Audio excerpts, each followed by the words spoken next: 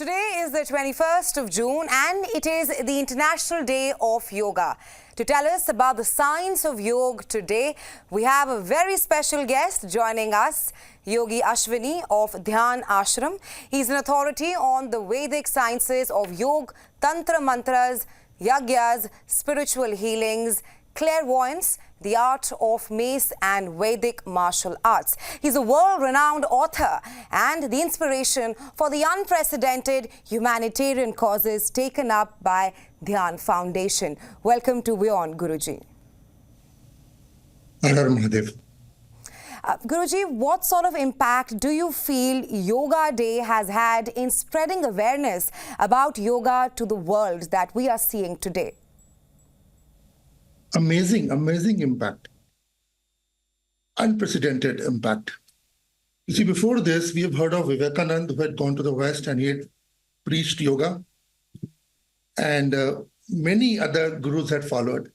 But unfortunately, all over the world, this name became organization-centric. It is this yoga, it is that yoga, it is this yoga, it is taught by him, taught by her.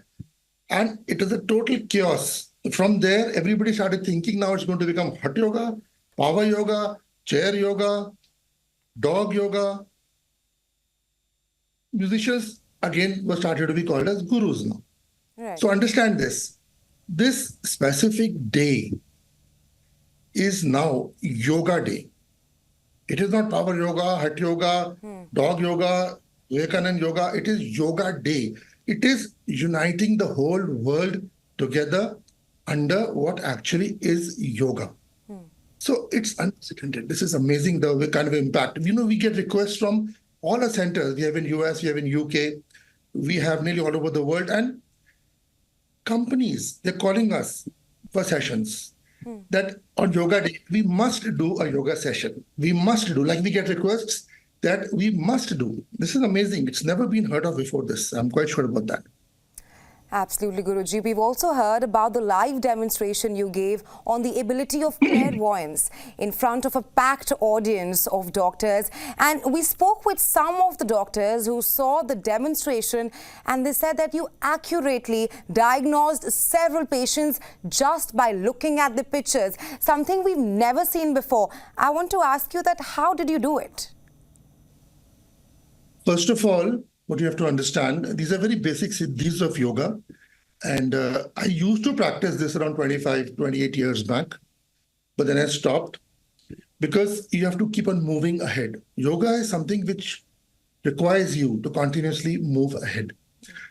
Some of our students of Dhyan Ashram did that there. And it's not something which is amazing.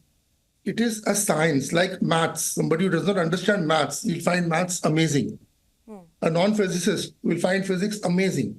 So similarly, somebody who has got no idea about the science of yoga will find this amazing. It's not amazing. It is simple laws. Understand this? It is simple laws of creation.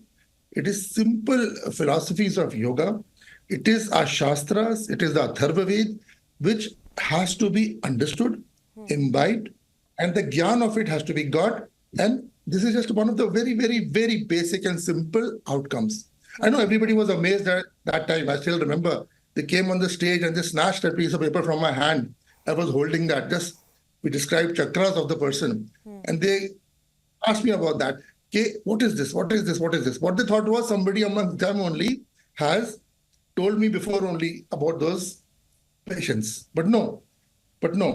What the paper was saying, Muladhara chakra, red petal is looking like black. So things like this, which of course nobody will understand excepting somebody who understands the subject. So it might sound or look amazing, but it's actually not amazing. It's a science, which can be learned by anybody and everybody. Right, Guruji, it's certainly amazing for me because I've never seen something like this witnessed before until I spoke to you. You speak of Siddhis. What are the other Siddhis in yoga? Can anyone develop these Siddhis even in today's day and age? See, first of all, it's amazing, yes, but understand, it also is free. Dhyan Ashram and Dandi Foundation They teach all this. They give gyan of all this absolutely free. There's no charge because we believe when you put a cost to something, it ties it down. When something is tied down, it can never achieve its full potential. Now, when you start talking about, let us say, Siddhis, now, yes, it is possible. This is only one demonstration of one of the Siddhis. You will find 15-year-olds and 18-year-olds at Dhyan Ashram showing you much, much, much more amazing things about bodily strength, about internal strength, about amazing functions of the brain, about development of the brain, about sitting and looking and telling what's going on somewhere else, like anima, mahima, garima, laghima, prapti. All these are siddhis which are mentioned. Don't forget that Hanuman used to increase his size, decrease his size, increase his weight, decrease his weight, change his body form, used to understand what's going on in somebody else's mind. These are very basic siddhis of yoga. And when you say in today's day and age, what do you mean by today's day and age? It's human civilization. All that gyan we have access to, nothing is hidden from us. Now, if we don't have the ability to access it, and if we don't have the ability to properly take it forward, and if you want to tie it by commercial shackles, it's for sure not going to work. You'll keep on innovating, you'll keep on adding new things, giving more bigger stories. The personal experience, what I emphasize on always, your personal experience will evade. You will read him, you read her, you'll have a complete khichdi inside your head. He said that, she said that, you wouldn't know where to go. And finally you'll say, this all is nonsense. It's all mythology, it's all stories, folklore. No. These siddhis which are given, as a matter of fact, every single thing which has been given in our shastras can be proven anytime. Anytime. Like one of the main things is till the last breath, you will remain aware of all your senses. That is, you won't age. What you call an ageless body. Till your last breath, you'll remain in control of all your senses. This is a very, very basic thing which yoga makes you do. But again, it's an individual journey. It's not a collective journey. You have to choose your own path, your own direction, and your own guru, and you have to walk. Nobody else can walk for you. You have to walk. Very yes, well it's possible. put it across, Guruji. I mean, the journey of one's individual is, at the end of the day, an individual journey. You've also given great emphasis on improving one's karmas. How do karmas correlate to the science of yoga? What is karma? Karma is an action. What you have to understand, look at the creation. When you rise, you start seeing more and more. A king has a responsibility of the whole kingdom. Everybody sees the power of the king, but nobody sees the responsibility of the king, the pressure, the stress on the king. Similarly, as you filter down, you come to one soldier from a king. He will have a little bit of his own circle, limited circle. He will not see beyond that. But his superior will tell him, you do this. He will not know what he has to do or what the result is going to be, what the outcome is going to be. But he will carry it out. So as you progress, you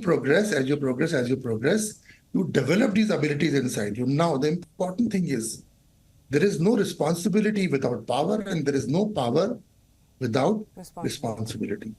You have to be responsible to creation. You can't just be dancing like a monkey and saying, this is yoga that I'm doing, and I'm looking, see how beautiful and nice I'm looking today. I'm glowing. Till when will you glow? Till when will you look nice? It's like a car which you have outside your house, an expensive car. You polish it, you paint it, and you scrub it, and you change the interiors, and you park it outside. Is the purpose of the car just to be parked outside? No. Car has to take you to your destination. So, karmic cleansing becomes very, very, very, very essential. And yoga is movement. There are certain essentialities which you have to be doing with yoga. The movement has to be given a catalyst, and that catalyst is karma. If you're not taking responsibility of those who are unfortunate, the lesser beings who are in pain, who are in torture, who are hungry, if you're not taking their responsibility and you're sitting in a closed room and doing your mantra jap, and sitting in a closed room and you're doing your whatever dances, what do you call asanas, I don't know.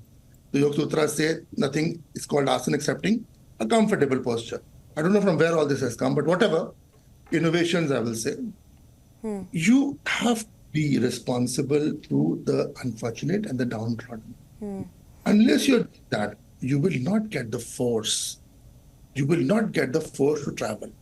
Look at all the avatars when they're taken birth. They all carried out phenomenal karma. Look at Bhagwan Ram, look at Bhagwan Krishna. Forget them. Look at Shiraji Maharaj. Look at Maharana Pratap. At one call, they used to pick up the weapons to protect the lower beings, the unfortunate, those who can't defend themselves. So if you want to become like them, you have to also walk the path that they have shown, or walk the talk. You just can't go and sitting and go and give big lectures. You can't go on giving big lectures when you're not walking it. You want to become like them, you want to become great, exhibit those traits, do all that, and you will become.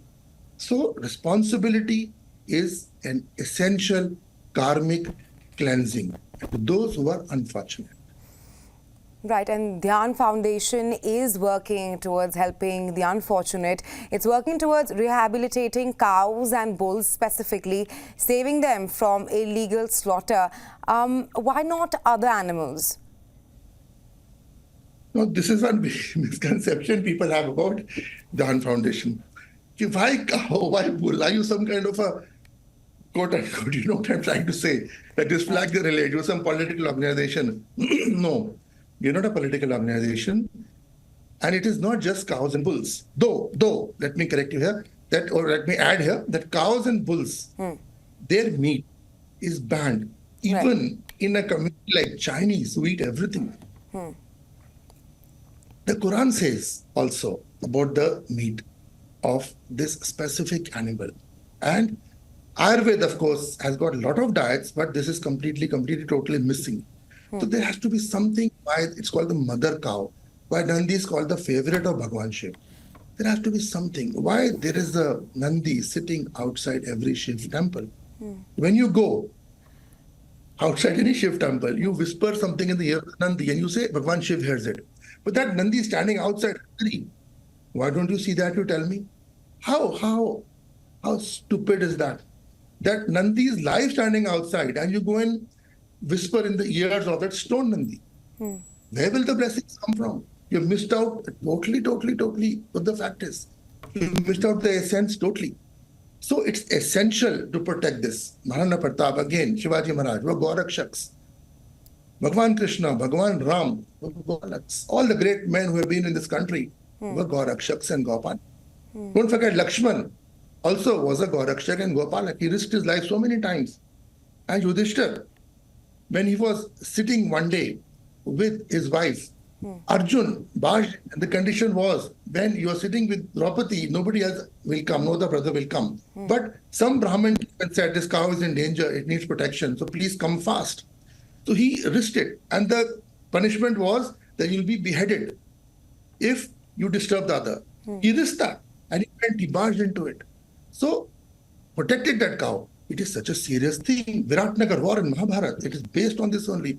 Duryodhan attacked Viratnagar to do what? Not to loot their wealth, but to loot their cows, because he knew the Pandavas under Lord Krishna will come and they will reveal themselves to protect the cow. Have you forgotten all this? That is one part anyway. The question was, why not other animals? The Dandi Foundation has pigs. We have hens. We have peacocks. We have buffaloes. Which no other organization wants to keep. They want to keep cow because people will come and give donation. Nobody comes and gives donation for pigs and hens. In our shelters, 47 shelters we have all over, we have all these animals. And not just that, even women empowerment. We have developed the villages. We have rejuvenated the soils. We have rejuvenated the water reserves by removing all the contaminants and the pollutants and the chemicals that have been put. The gobar, It's called not called gobar, it's called govar, the vardhan of the mother cow. That has been used, the Gaumutra has been used, and we have got turned hundreds and hundreds of acres into organic farms. Soil conservation, women empowerment, village development, just name it, everything Dandi Foundation does. This, unfortunately, nobody highlights. And I'm really grateful to you people for giving the Dandi Foundation an opportunity to tell all this, because people don't want to listen to all this. My last question to you, Guruji. We read certain news articles and blog posts by some yoga gurus where it is mentioned that Dakshin Murti was established on the day of Dakshin Ayan, that is today, June 21st. Could you please throw some light on that topic? No. You see, the thing is, social media is something like this. I'm sorry, I don't know who these gurus are, but social media is something like this that you have to be in the news all the time. So you say anything, no matter how stupid it is, it only has to be sensational. Now, Dakshinamurti is not this. And Ayan, you say, Dakshinayan. It's like Ramayan, the journey of Bhagwan Ram after Mata Sita. That is Ramayan. Dakshinayan. It is the movement of the southward movement of the sun. That is why the name came, the word given was Dakshinayan. It's a movement. It's got nothing to do with Dakshinamurti or Bhagwan Shiv. Dakshinamurti or Bhagwan Shiv, you see, you can go on putting whatever stories you want to put, but Dakshinamurti or Bhagwan Shiv is only to indicate that God does not reside only in the Himalayas, in the north, or in the east. God also resides in the south. And all parts of the world, God resides in. That's why Bhagwan Shiv took the form of Dakshinamurti and preached to the Saptrishis from Dakshin side. So whenever we do a sadhana, whenever we do a deep dhyan, we always take all the four directions, east, west, north, south, and in all the four directions, we bow down to the Dakshin of Dakshinamurti form of Bhagwan Shiv, because that gives you protection. And each of these forms, all the sides, they give you a different level of a protection. Or depending on what sadhana, what kind of sadhana you want to do, one of these forms, they aid you, they help you in that. Right. So the Adi Guru, or the Adi Yogi, who you call, gave us this blessing from the south. And these are all stories what the people have given that. I don't know who the hell was given this story. I've not read that or seen that. But you verify it and you know what I'm talking about. Right. This is not Dakshina, it's not this. Dakshina is it's the movement of the sun. It's supposed to be the period when the gods now go into a slumber. Sun is a very, very important aspect. If you have time someday, I can tell you what it's actually all about. And what is the power associated with the sun across all religions, across the globe. Right. Thank you so much, Guruji, for taking out time and joining us here on WION and sharing your views on the significance of yoga and yoga in today's time.